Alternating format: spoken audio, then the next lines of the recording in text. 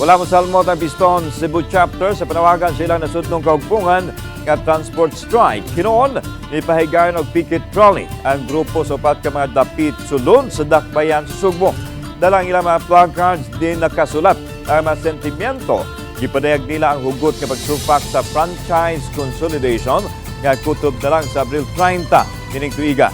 Tuman ni Greg Perez nga dunay 200 ka mga miyembro ang Piston Cebu ug halos kanila on process pa ang consolidation in 2019 pa kuno nila kini nasumiter bisan og kuli nga malugwayan ang franchise consolidation. Nang hinaot gihapon sila nga magbunga ang ilang gihimong protesta sa 200 ka mga miyembro sa Piston. Pipila lang kanila ang misalmot sa picket rally sanglit ang kadaghanan na masayros kadalanan. Makita nga normal usab ang dagan sa mga pampublikong sakyanan sa Metro Cebu area.